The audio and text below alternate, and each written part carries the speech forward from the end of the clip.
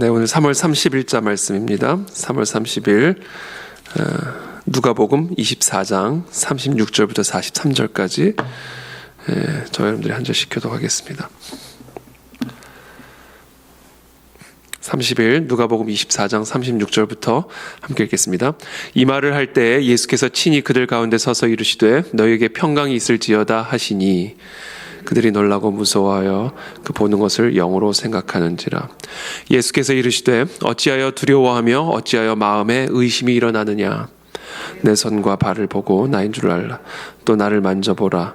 영은 살과 뼈가 없으되 너희 보는 바와 같이 나는 있느니라. 이 말씀을 하시고 손과 발을 보이시나 그들이 너무 기쁨으로 아직도 믿지 못하고 놀랍게 여길 때에 이르시되 여기 무슨 먹을 것이 있느냐 하시. 이에 구운 생선 한 토막을 드리니 받으사 그 앞에서 잡수시더라. 아멘. 네, 오늘은 이 예수님의 이 부활, 계속해서 이 예수님의 부활 소식에 대해서 말씀하시죠.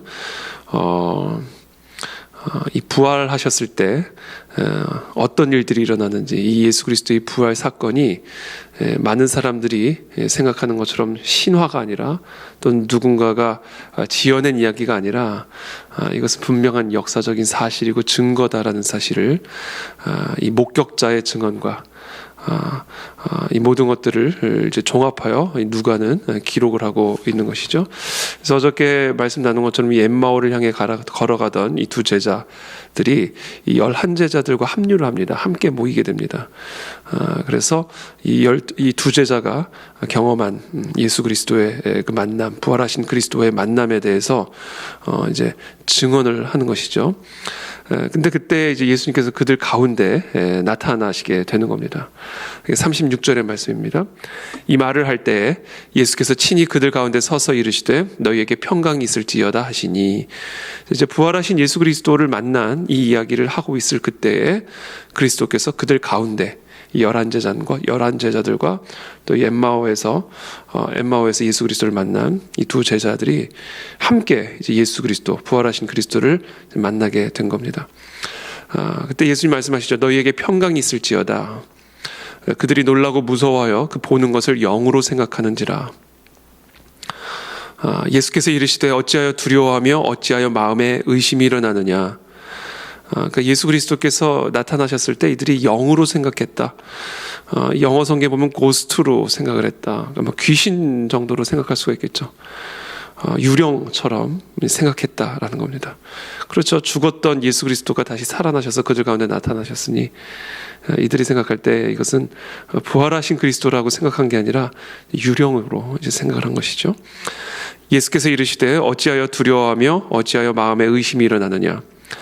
내 손과 발을 보고 나인 줄 알라. 또 나를 만져보라.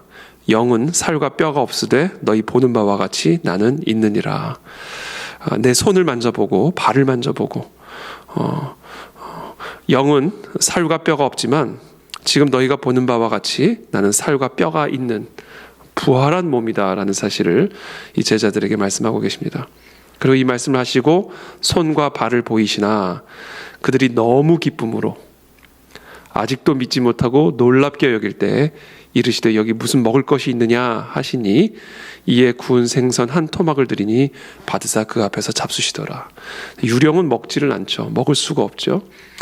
그러니까 오늘 예수님께서는 정말 이 죽음을 이기시고 부활하신 몸을 입고 이 제자들 앞에 나타나셔서 손과 발을 보이시며 또 생선 한 토막을 먹으시며 그리스도께서 죽으시고 부활하셨음을 구약의 예언대로 또 그리스도께서 공생애 가운데 예언하신 그대로 죽음을 이기시고 살아나셨음을 제자들에게 친히 보여주셨습니다.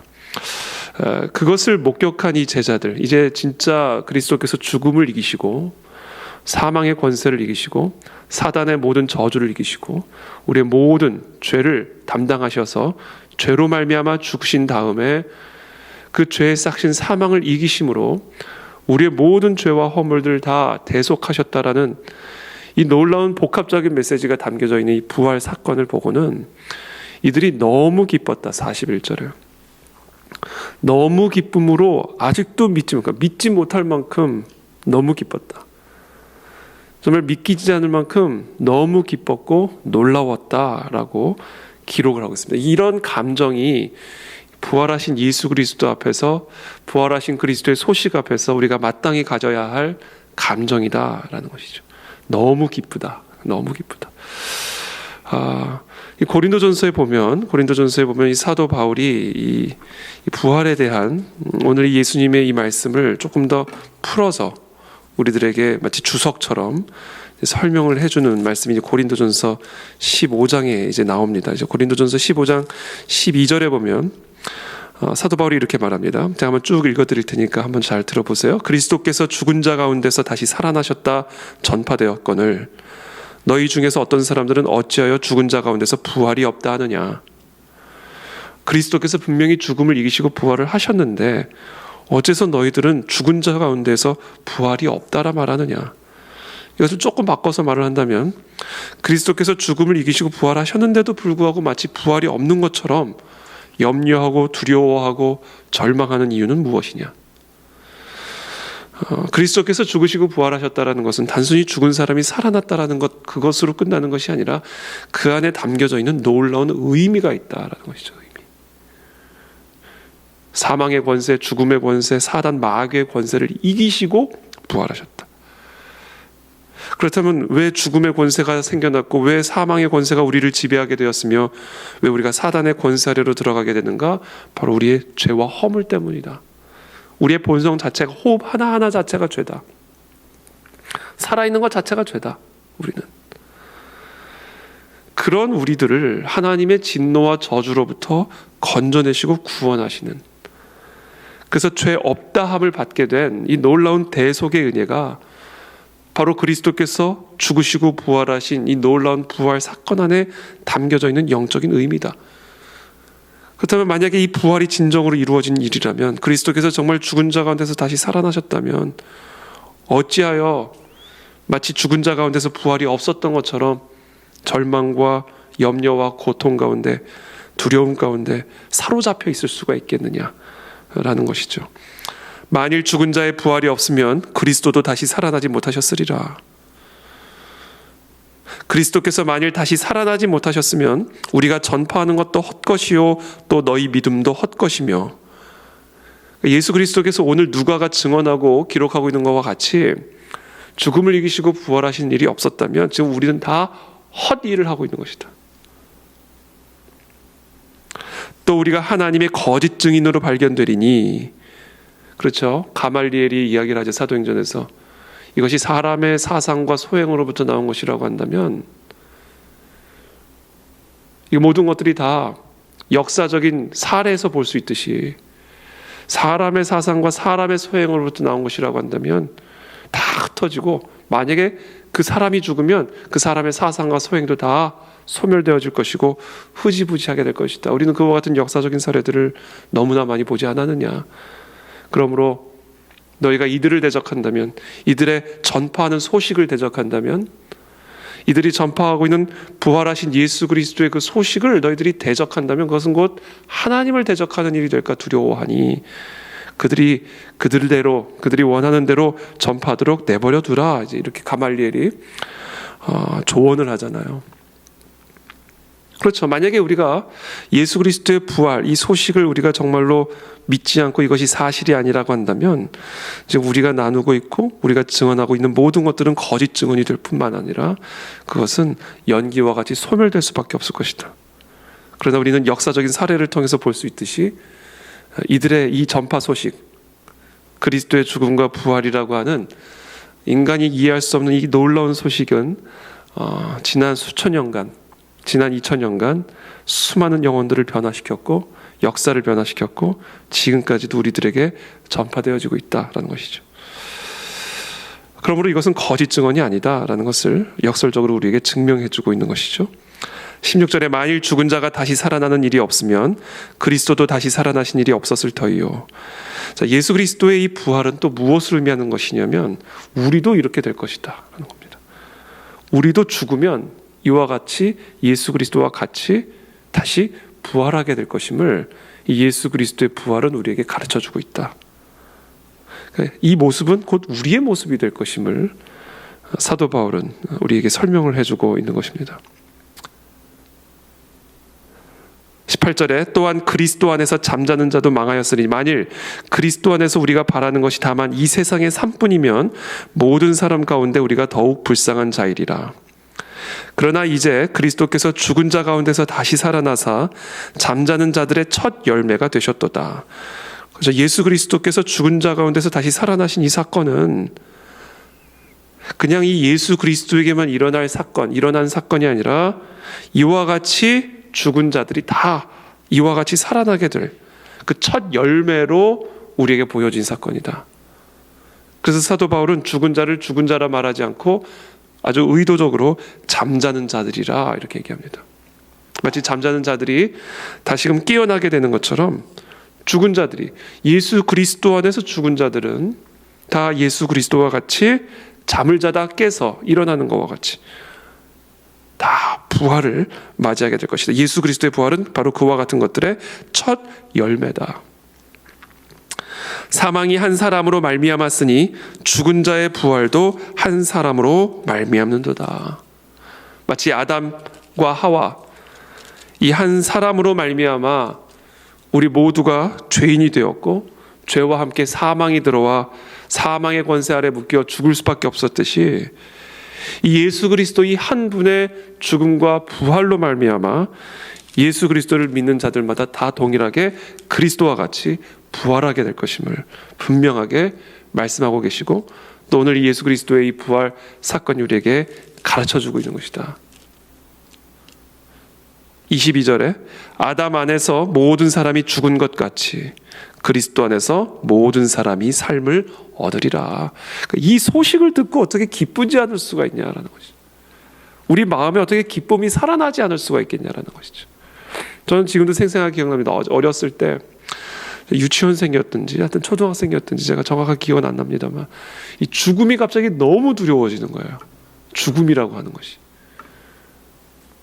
사람이 죽는다는 게 얼마나 두렵게 느껴지든지 제가 지금도 생생하게 기억날 만큼 그 죽음이라는 것이 인간의 실존을 다 삼켜버리는 것을 느꼈어요.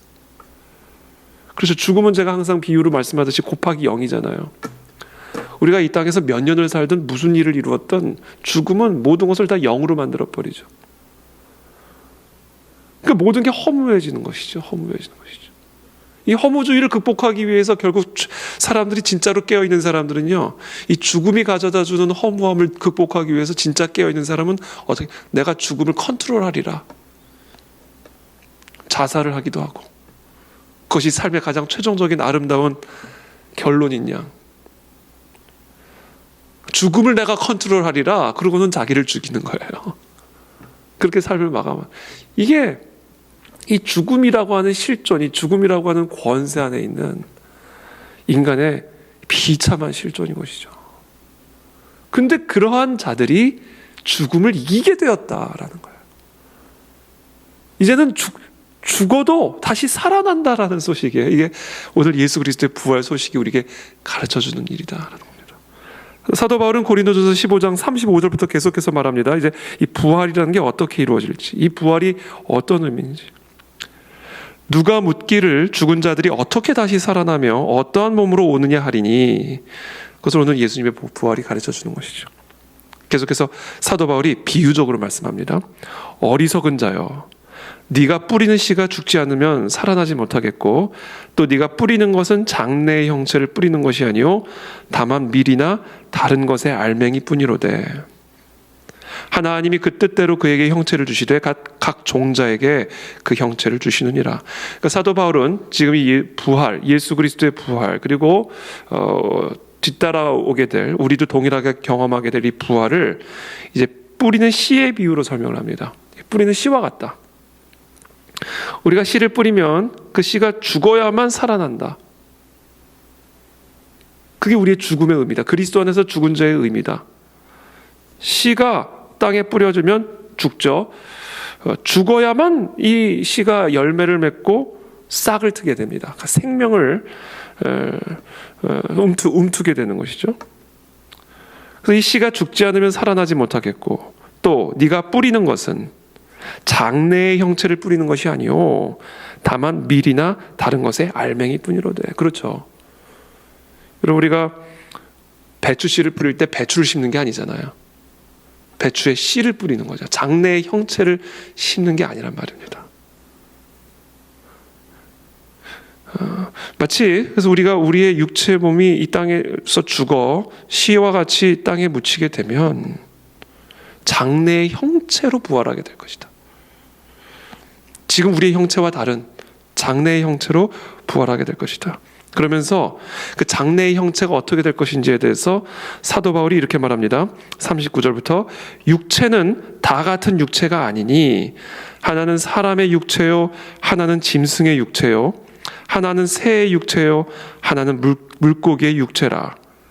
그와 같이 육체에도 사람의 육체, 짐승의 육체, 새의 육체, 물고기의 육체가 있는 것처럼 이 땅에 존재하는 육체가 종류마다 그 형체가 다 다른 것처럼 땅의 육체가 있고 하늘의 육체가 있다는 거예요.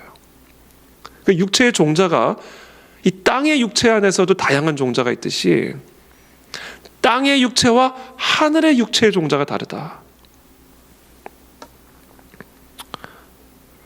하늘에 속한 형체도 있고 땅에 속한 형체도 있으나 하늘에 속한 것의 영광이 따로 있고 땅에 속한 것의 영광이 따로 있으니 해의 영광이 다르고 달의 영광이 다르며 별의 영광도 다른데 별과 별의 영광이 다르도다. 죽은 자의 부활도 그와 같으니 썩을 것으로 심고, 지금 우리의 살과 피는 썩을 것이에요. 다 썩어버립니다. 썩을 것으로 심고 반드시 썩지 아니할 새로운 형체로 부활하게 될 것이다. 욕된 것으로 심고 영광스러운 것으로 다시 살아나게 될 것이다. 약한 것으로 심고 강한 것으로 다시 살아나며 육의 몸으로 심고 신령한 몸으로 다시 살아나. 몸이에요, 몸. 근데 썩을 욕된 약한 몸이 아니라 신령한 몸, 즉 사도 바울의 표현 그대로 영광스럽고 강한, 다시는 썩지 않을 바디로, 영이 아니에요, 그냥 몸으로, 육체로. 오늘 예수님께서 발과 손을 보여주시고 생선을 먹으시는 것처럼 몸이에요, 몸. 근데 이 몸은 신령한 몸이에요. 예수님께서 십자가에서 죽으시기 전의 몸과 같은 몸이 아닙니다.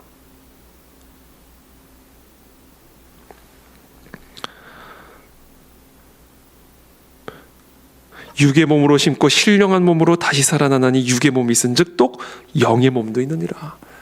그러니까 마치 우리가 씨를 심으면 그 씨가 땅에서 죽어 새로운 형체로 열매를 맺게 되는 것과 동일한 방식으로 우리의 약하고 병들고 욕된 이 몸이 그리스도를 믿음으로 죽으면 새로운 몸으로, 새로운 형체로, 하늘에 속한 형체로 다시 살아나게 될 것이다.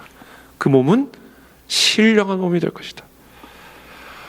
이 소식을 듣고 제자들이, 이 소식을 들은 것뿐만 아니라 제자들은 본 거죠.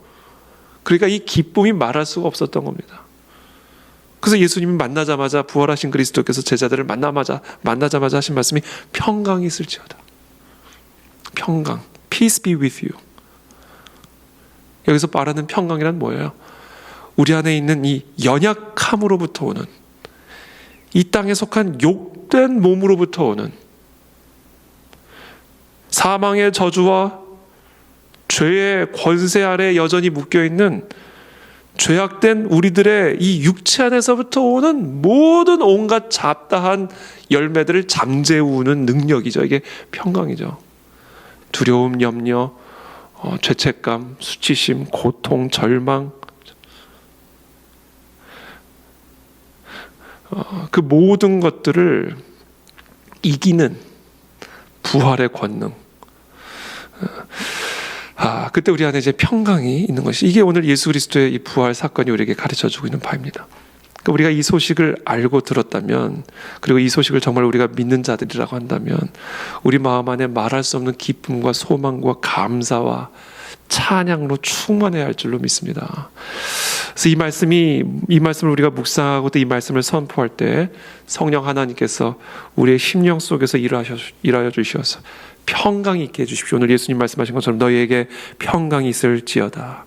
여러분, 지금 우리 안에 있는 어떠한 평강과 반대되는 그게 어떠한 감정이든 이 평강과 상관없고 평강을 소멸시키는 그것이 어떠한 감정이든 그와 같은 감정들이 우리 안에 있다면 오늘 사망을 이기시고 죽음을 이기시고 부활하신 예수 그리스도 우리의 첫 열매가 되셔서 우리도 그리스도와 같이 그리스도 안에서 우리의 모든 욕되고 연약한 우리의 모든 육체를 이기시는 그 그리스도의 생명으로 말미암아 이 평강의 감정이 소망의 감정이 감사와 기쁨의 감정이 오늘 우리의 심령 속에서 살아나고 회복되어지기를 축복합니다.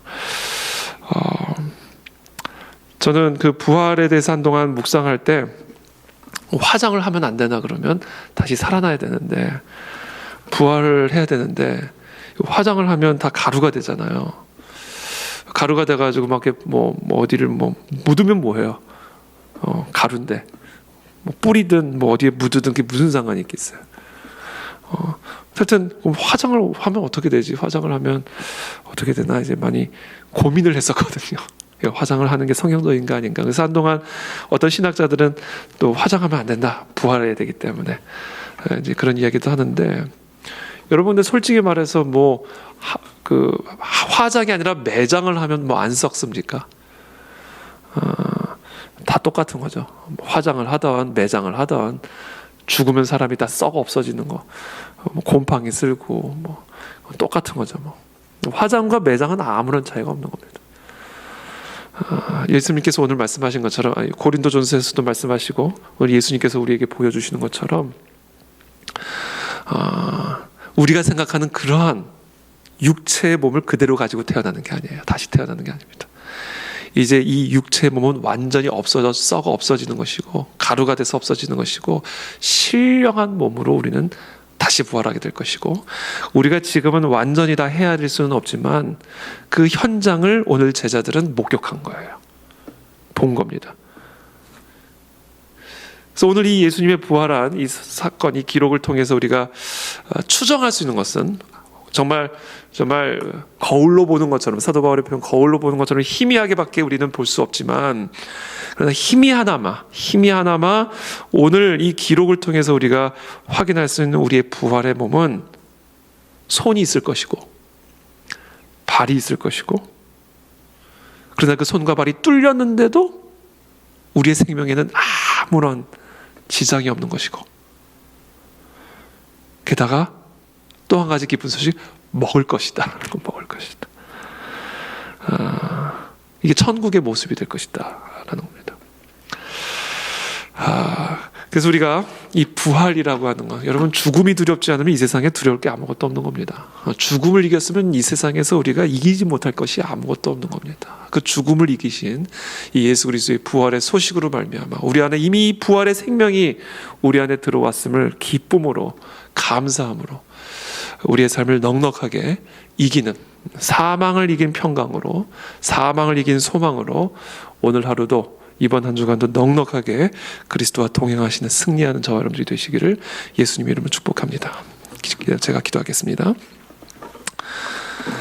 살아계신 주님 감사합니다. 오늘 우리에게 주신 이 생명의 말씀, 이 생명의 말씀을 우리가 붙들고 주님 은혜의 보좌 앞으로 나아갑니다. 우리의 마음에 우리의 심령에 이 부활로 말미암은 감사와 기쁨의 감정들이 살아나게 도와주시어서 죽음을 이기시고 부활하신 그 예수 그리스도로부터 말미암는 그 평강이 우리의 삶에 우리의 심령에 충만한 하루가 될 수 있도록 성령 하나님 이 시간 우리 모두에게 은혜를 베풀어 주옵소서. 특별히 우리들 가운데 사랑하는 가족을 먼저 또 이별한 그런 가족들이 있다면 오늘 이 시간 특별하게 하나님 하늘의 위로와 하늘의 소망과 하늘의 평강으로 축복하여 주시어서 그리스도 안에서 죽은 자들에게 주어지는 이 놀라운 부활의 권세, 부활의 소망을 기억하며 감사와 기쁨으로 하나님 그 심령에 충만할 수 있도록 이 시간 특별한 하늘의 위로와 축복으로 기름 부어 주시옵소서. 예수 그리스도의 이름으로 감사하며 기도드립니다. 아멘.